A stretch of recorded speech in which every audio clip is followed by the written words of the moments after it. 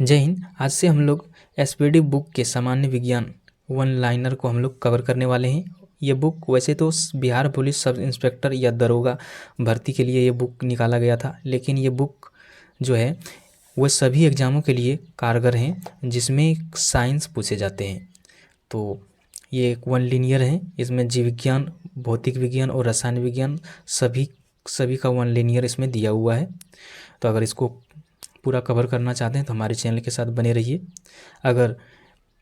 अगर इसका ऑब्जेक्टिव पढ़ना चाहते हैं, अगर ऑब्जेक्टिव टाइप का क्वेश्चन आप लगाना चाहते हैं तो उसके लिए यूथ कंपटीशन बुक का सीरीज चल रहा है, मैराथन क्लास चल रहा है, तो वहाँ से जाके वो आप देख सकते हैं। रेलवे के लिए वो स्पेशल करा रहे हैं। तो आइए हम लोग इसको शुरू करते हैं।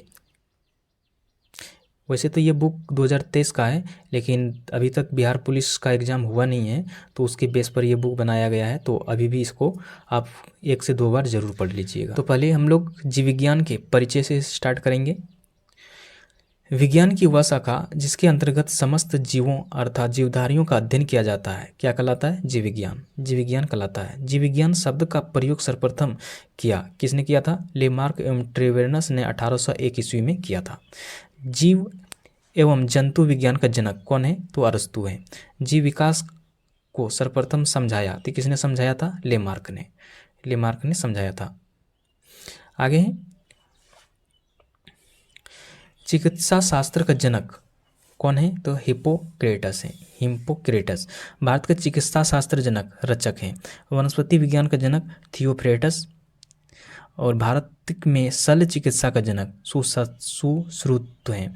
मानव का विकास इतिहास परंपरा से संबंधित विषय कहलाता है, क्या कहलाता है? एंथ्रोपोलॉजी। और हिस्टोरिया एनामाइलिज्म पुस्तक का कौन लेखक क्या है? इसका अरस्तु है। और हिस्टेरिया प्लांटोरियम पुस्तक किसने लिखा है? थियोफ्रेटस की है। आगे जीवधारियों का वर्गीकरण।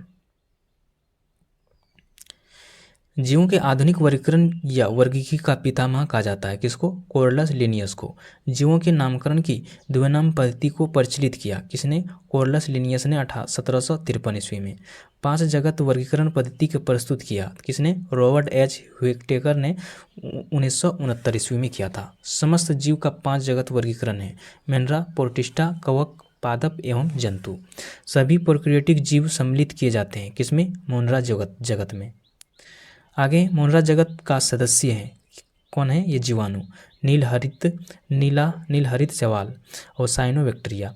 प्रोकैरियोटिक जीव में नहीं होते हैं, क्या नहीं होते हैं? केंद्रक। एक कोशिका यूकैरियोटिक जीव सम्मिलित किए जाते हैं किसमें? प्रोटिस्टा जगत में। आगे प्रोटिस्टा जगत के सदस्य हैं कौन? शैवाल, कवक और प्रोटोजोआ होते हैं। यूकैरियोटिक में उपस्थित होते हैं क्या? केंद्रक उपस्थित होते हैं। आगे हैं जीवाणु। जीवाणु की खोज ल्यूवेनहॉक ने 1683 ईस्वी में किया था। जीवाणु विज्ञान का पिता ल्यूवेनहॉक को कहा जाता है। जीवाणु का नाम हेर्नबर्ग 1829 में किया था। कोशिका का संरचना वाला छोटा जीव जीवाणु कहलाता है। जीवाणु की कोशिका भित्ति बनी होती है किससे? क्यूमोपेटाइड की बनी होती है। म्यूकोपेटाइड की बनी होती है। दलहनी पौधे में जड़ों में पाए जाने वाले जीवाणु क्या होते हैं? राइजोबियम। वायुमंडलीय नाइट्रोजन के नाइट्रेट के रूप में परिवर्तित करता है तो कौन? राइजोबियम। दूध में पाए जाने वाले जीवाणु लैक्टोबैसिलस। एंटीसेप्टिक सर्जरी का खोज जोसेफ लिस्टर। जीवाणु का कृत्रिम संवर्धन रॉबर्ट कोच ने किया था। जीवाणु में राइबोसोम पाए जाते हैं कितना? 70 S पाए जाते हैं। अब है प्रोटोजोआ। प्रोटोजोआ होता है ये किस तरह से होते हैं? ये कोशिकीय जीव होते हैं। प्रोटोजोआ शब्द का प्रथम प्रयोग गोल्डफस ने किया था। प्रोटोजोआ संघ के जंतु हैं अमीबा और Euglena. Plasmodium anti amoeba histolytica. हरा प्रोटोजोआ कहलाता है, क्या कहलाता है? यूग्लिना कहलाता है। अब है विषाणु। संसार का सूक्ष्मतम जीव होते हैं, क्या होते हैं? विषाणु। सबसे सूक्ष्मतम जीव क्या होते हैं? विषाणु। विषाणु का अध्ययन कहलाता है वायरोलॉजी कहलाता है। विषाणु की खोज इवानोव्स्की ने 1892 में किया था। साधारणतः सभी जीवाणु बने होते हैं किसके? प्रोटीन तथा न्यूक्लिक अम्ल RNA की बनी होती है। विषाणु का आकार कितना होता है? 0.15 से लेकर 0.2 माइक्रोन की। रसायन रूप से विषाणु होते हैं न्यूक्लियोप्रोटीन की बनी होती है। अब है कोशिका विज्ञान। जीवन की मूलभूत इकाई क्या होते हैं? कोशिका की खोज रॉबर्ट हुक ने 1665 ईस्वी में किया था। जीवित कोशिका की खोज लुएनहॉक ने किया था। कोशिका का अध्ययन क्या कहलाता है? साइटोलॉजी। कोशिका के सिद्धांत को प्रतिपादित किया था किसने? स्लाइडन एवं स्वान ने 1838 से 39 के बीच में किया था। जीवधारियों की संरचनात्मक एवं क्रियात्मक इकाई होती है क्या होते हैं? कोशिका होते हैं। कोशिका दो प्रकार के होते हैं, कौन कौन? एक प्रोकैरियोटिक और यूकेरियोटिक कोशिकाएं होते हैं। केंद्रक एवं केंद्रिका नहीं पाए जाते हैं किसमें? प्रोकैरियोटिक कोशिकाओं में केंद्रक नहीं पाए जाते हैं, जबकि यूकेरियोटिक कोशिका में केंद्रक उपस्थित होते हैं। सबसे छोटी कोशिका होते हैं माइकोप्लाज्मा गैलिसेप्टाइम। सबसे बड़ी कोशिका है शुतुरमुर्ग के अंडे का। मानव शरीर की सबसे लंबी कोशिका कौन है? न्यूरॉन। मानव शरीर में पाई जाने वाली सबसे छोटी कोशिका सेरिबेलम की गेन्यूल सेल की। मानव शरीर में पाई जाने वाली सबसे बड़ी कोशिका है अंडाणु। अब है कोशिका की संरचना। जीवन की भौतिक आधार है जीवद्रव्य होते हैं। जीवद्रव्य की खोज जूडार्डिन ने किया था। जीवद्रव्य के नामकरण पुरकिंजे ने 1839 में किया। जीवद्रव्य जीवाणु का भौतिक आधार है किसका कथन है? ये हैक्सले का होता है। जीवद्रव्य का सिद्धांत दिया था किसने? शुल्ज ने दिया था। पादप कोशिका का बाहरी आवरण कहलाता है क्या कहलाता है? कोशिका भित्ति कहलाता है। कोशिका भित्ति पाई जाती है किसमें? केवल पादप कोशिकाओं में। कोशिका भित्ति बनी होती है किसका? सेल्यूलोज की। कोशिका झिल्ली पाई जाती है पादप एवं जंतु दोनों में पाई जाती है। कोशिका झिल्ली जंतु एवं पादप दोनों में पाया जाता है। आगे कोशिका को एक निश्चित आकार एवं कोशिकांगों को सुरक्षा प्रदान करती है कौन? कोशिका झिल्ली। कोशिका झिल्ली यानी प्लाज्मा झिल्ली बनी होती है लिपिड एवं प्रोटीन से। किसका बना होता है? लिपिड और प्रोटीन की। अब है माइटोकॉन्ड्रिया की खोज अल्टमैन ने किया था। माइटोकॉन्ड्रिया नामक नाम किसने दिया? तो ये बेंटा ने दिया था। माइटोकॉन्ड्रिया नहीं होते हैं किसमें? जीवाणु में। माइटोकॉन्ड्रिया में पाए जाने वाले द्रव कहलाते हैं क्या कहलाते हैं? मैट्रिक्स कहलाते हैं। कोशिका का पावर हाउस यानी ऊर्जागृह कहा जाता है माइटोकॉन्ड्रिया को कहा जाता है। कोशिका का श्वसन केंद्र माइटोकॉन्ड्रिया होते हैं। माइटोकॉन्ड्रिया में ऊर्जा किस रूप से संचित रहती है? तो ये एटीपी के रूप में होते हैं। एटीपी का निर्माण माइटोकॉन्ड्रिया में होते हैं। एटीपी इकाई होते हैं किसमें? ऊर्जा की। क्रेब्स चक्र होता है किसका? माइटोकॉन्ड्रिया में। क्रेब्स चक्र की खोज हेंस क्रेब्स ने किया था। माइटोकॉन्ड्रिया का दिल कहलाता है क्रिस्टी कहलाता है। अब है ग्लाजिकाय की खोज कैमिलो ग्लाजी ने किया था। ग्लाजिकाय की क्रियात्मक इकाई को कहते हैं क्या कहते हैं? सिस्टर्नी कहते हैं। कोशिका की ट्रैफिक पुलिस यानी यातायात प्रवर्धक कहलाता है ग्लाजिकाय कहा जाता है। ग्लाजिकाय के मुख्य कार्य क्या है? क्या होते हैं? ये श्रावण। कार्बोहाइड्रेट का संश्लेषण ग्लाजिकाय द्वारा होता है। अब है लाइसोसोम की खोज डुबे ने 1948 में किया था। लाइसोसोम एक प्रकार का होता है क्या होते हैं? एंजाइम। लाइसोसोम का मुख्य कार्य होता है बाह्य पदार्थों का भक्षण एवं पाचन करना होता है। आत्महत्या की थैली कहलाता है लाइसोसोम को। कोशिका एक एटम बम कहलाता है लाइसोसोम को ही कहा जाता है। राइबोसोम की खोज पैलेड ने 1953 में किया था। राइबोसोम बने होते हैं RNA एवं प्रोटीन के। राइबोसोम का निर्माण होता है केंद्रिका द्वारा। राइबोसोम दो प्रकार के होते हैं, एक 70S राइबोसोम एवं एक 80S राइबोसोम। प्रोकैरियोटिक में पाए जाते हैं 70S राइबोसोम और यूकेरियोटिक में पाए जाते हैं 80S राइबोसोम। प्रोटीन का संश्लेषण होता है किसमें? राइबोसोम द्वारा। प्रोटीन का संश्लेषण राइबोसोम द्वारा होता है। प्रोटीन का फैक्ट्री कहलाता है ये राइबोसोम। अब है लवक। लवक पाया जाता है किसमें, पादप में, पादप में पाया जाता है। लवक 3 प्रकार के होते हैं, कौन कौन, अवर्णी लवक जिसको ल्यूकोप्लास्ट कहते हैं, वर्णी लवक क्रोमोप्लास्ट कहते हैं, हरित लवक क्लोरोप्लास्ट कहते हैं। अवर्णी लवक मुख्यतः पाए जाते हैं जड़ों की कोशिकाओं में, जड़ों की कोशिकाओं में ये पाए जाते हैं। फूलों और बीजों के आकर्षक रंग प्रदान करता है क्रोमोप्लास्ट, फूलों और बीजों का आकर्षक रंग कौन प्रदान करता है, क्रोमोप्लास्ट करता है। पौधों की पत्तियों का रंग हरा होता है किसके कारण, ये हरित लवक यानी क्लोरोप्लास्ट के कारण होते हैं। पत्तियों का रंग पीला होता है केरोटिन के निर्माण के कारण। पूर्ण हरित यानी क्लोरोफिल में उपस्थित मुख्य धातु कौन सा होते हैं, ये मैग्नीशियम होते हैं।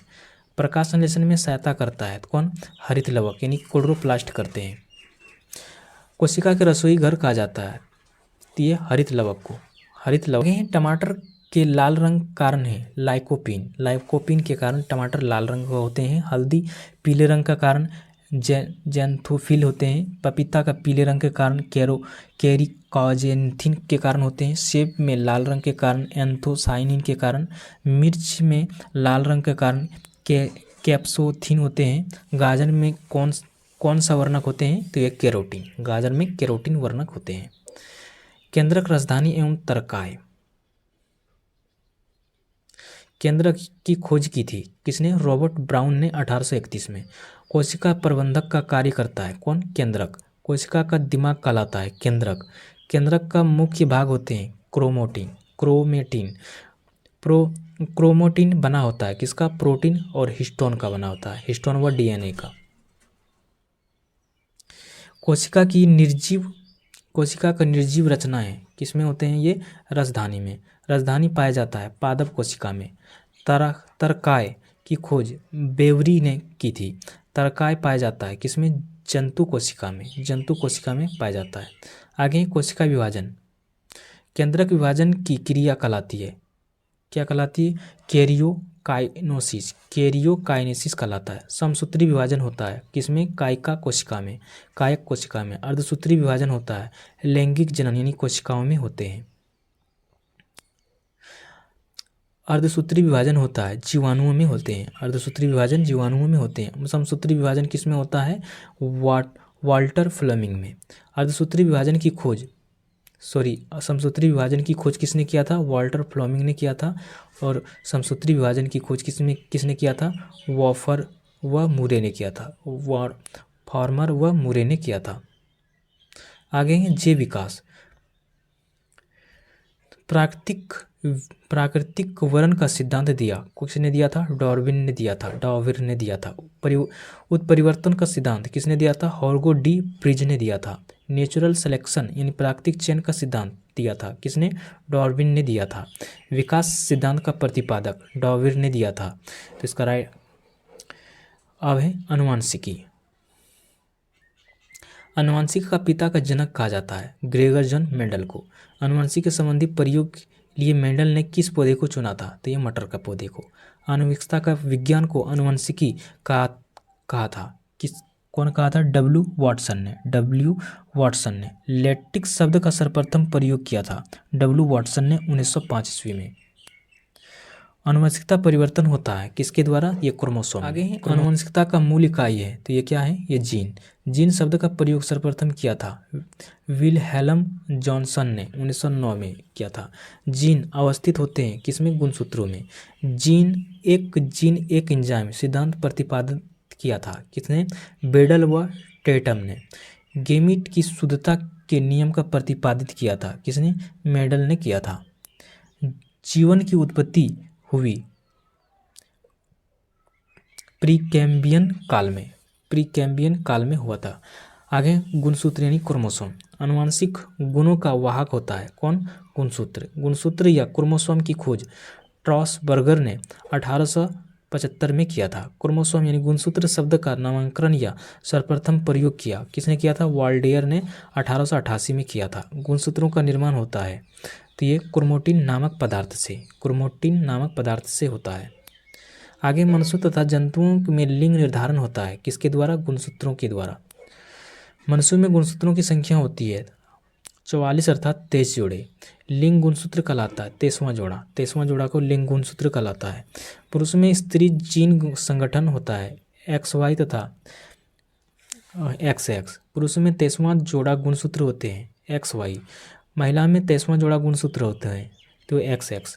मानव में बच्चों का लिंग निर्धारण होता है पिता के गुणसूत्र यानी XY द्वारा। एक लड़का अपने पिता से विरासत में गुणसूत्र प्राप्त करते हैं 22+Y प्राप्त करते हैं। अब है न्यूक्लिक अम्ल। न्यूक्लिक अम्ल की खोज जर्मनी वैज्ञानिक फ्रेडरिक मिशर ने 1869 में किया था। फ्रेडरिक अम्ल का निर्माण होता है न्यूक्लियोटाइड्स में से न्यूक्लियोटाइड से होता है। दो न्यूक्लिक अम्ल RNA और DNA होते हैं। RNA का पूर्ण रूप होते हैं राइबो न्यूक्लिक एसिड और DNA का डीऑक्सीराइबो न्यूक्लिक एसिड होते हैं।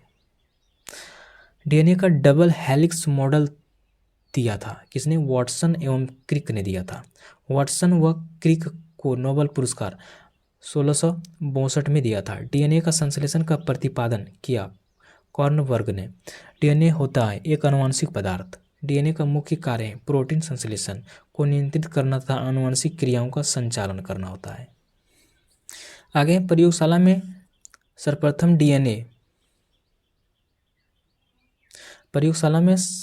DNA का संश्लेषण किया था किसने? हरगोविंद खुराना ने। पृथक्करता सिद्ध करने के सहायक होते हैं तो कौन? DNA और फिंगरप्रिंटिंग टेस्ट। DNA का फिंगरप्रिंटिंग व डायग्नोस्टिक केंद्र अवस्थित है तो ये कहाँ पर है? तो हैदराबाद में।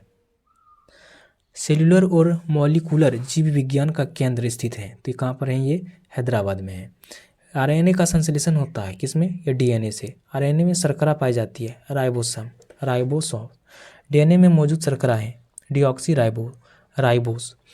केंद्रक में DNA का अंश होते हैं तो ये 10%। DNA का बहुलक है न्यूक्लियोटाइड्स का। प्रोटीन का निर्माण के लिए आदेश देता है तो कौन? DNA। प्रोटीन का निर्माण करता है तो कौन? RNA। DNA का श्रृंखला बंधी होती है तो किसे? हाइड्रोजन बंध से। कोशिका के अंदर सूचना का प्रवाह किसके द्वारा होता है? तो ये RNA के।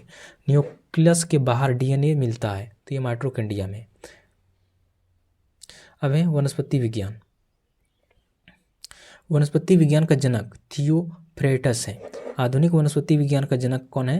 तो ये लिनियस को माना जाता है। वनस्पति जगत का बड़ा समूह थैलोफाइटा है। थैलोफाइटा समूह का पौधा है सुकाय। सबसे सरल स्थलीय पौधा समूह है बायोफाइटा। प्रथम स्थलीय पौधा माना जाता है बायोफाइटा को। सबसे बड़ा बायोफाइटा है डाइसोनिया को माना जाता है। सबसे छोटा बायोफाइटा है जुओसिम्स। सोहन उत्तक जाइलम तथा फ्लोएम का अभाव होता है बायोफाइटा में। वनस्पति जगत का एम्फेबिया वर्ग कहलाता है बायोफाइटा। टेरिडोफाइटा समूह में पौधे उगते हैं नम एवं छायादार स्थान पर। सबसे छोटे टेरिडोफाइटस हैं तो ये एंजोला होते हैं। अब है शैवाल। शैवाल का अध्ययन कहलाता है फाइकोलॉजी कहलाता है। शैवालों की कोशिका भित्ति किसकी बनी होती है? ये सेल्यूलोज की बनी होती है। अंतरिक्ष यात्री प्रोटीन युक्त भोजन जल और ऑक्सीजन प्राप्त करते हैं तो ये क्लोरेला शैवाल से। आयोडीन बनने में उपयोगी शैवाल लेमिनेरिया होते हैं। आगे सबसे बड़ा शैवाल क्रोमोसेक्टिस होते हैं क्रोमोसिस्टिस। और सबसे छोटा शैवाल क्लेमाइडोमोनास होते हैं। आगे कवक हैं बहुकोशिकीय यूकेरियोटिक जीव होते हैं। कवकों का अध्ययन कहलाता है माइकोलॉजी। प्रमुख कवक हैं ईस्ट मशरूम खमीर। कवक की कोशिका भित्ति किसकी बनी होती है? तो ये काइटिन की बनी होती है। आगे कवक में भोजन संचित रहता है तो किसके? ग्लाइकोजन के रूप में। डबल रोटी का निर्माण में उपयोग किया जाता है सेकोराइसम नामक कवक के। डबल रोटी बनने में प्रयोग होता है ईस्ट। शराब उद्योग में प्रयोग होता है ईस्ट का। बेकरी में ब्रेड बनने के लिए ईस्ट का प्रयोग किया जाता है ब्रेड का मुलायम और लचीले बनाने के लिए। अब है लाइकेन बने होते हैं किसका? शैवाल कवक और शैवाल से। लाइकेन शब्द का प्रथम प्रयोग थियोफ्रेटस ने की थी। पेड़ों के छालों पर उगने वाले लाइकेन कहलाता है क्रोटिकॉल्स। कोर्टिकोलस कहा जाता है। चट्टानों पर उगने वाले लाइकन क्या कहलाता है? सेक्सिकोल्स। गोबर पर उगने वाले कवक क्रोपोफिल कहा जाता है। लाइकेन सहायक होते हैं मृदा निर्माण में। प्रयोगशाला में प्रयोग होने वाले लिटमस पत्र प्राप्त किए जाते हैं रोसेला लाइकेन से। इत्र बनाने में प्रयोग में लाया जाने वाला लाइकेन लाबोरिया इरवेनिया रिमेनिला होते हैं। आगे अनावृति बीजी जिम्नोस्पर्म समूह के पौधे में बीज होते हैं नग्न होते हैं। सबसे बड़ा अनावृति बीजी पौधे होते हैं सिकोया। सबसे छोटा अनावृति बीजी है जिमिया पेगमिया। साबूदाना प्राप्त होता है साइकस से प्राप्त होता है। अनावृति बीजी पौधे में परागकण की क्रिया होते हैं वायु के माध्यम से। अब है मृत आवृत्ति बीजी। आवृत्ति बीजी समूह में बीज होते हैं फल के अंदर।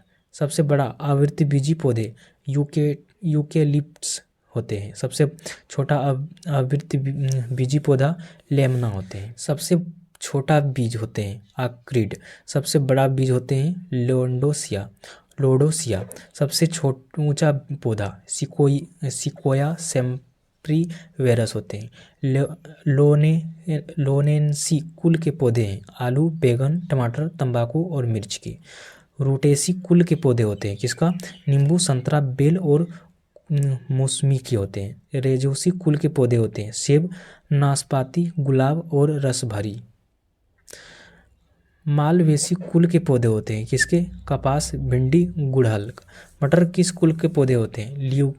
लेग्यूमेनेसी का। गन्ना किस कुल के पौधे होते हैं? क्रेमिनी कुल का। लौंग किस कुल का पौधा होता है? मिटेसी कुल का। लौंग के तेल का प्रमुख घटक है यूरेनॉल होते हैं। अब है जड़ तना पत्तियां। पौधे का आरोही भाग होते हैं जड़। तो कुरूपी जड़ के उदाहरण हैं मूली होते हैं। कुंभरूपी जड़ का उदाहरण होते हैं सलजम। शंकुआकार जड़ का उदाहरण होते हैं गाजर। गांठदार जड़ का उदाहरण होते हैं शकरकंद। और जड़ों का रूपांतरण है मूली गाजर और सलजम। तने का रूपांतरण है आलू अदरक हल्दी। अदरक तथा आलू के खाने योग्य भाग हैं तना।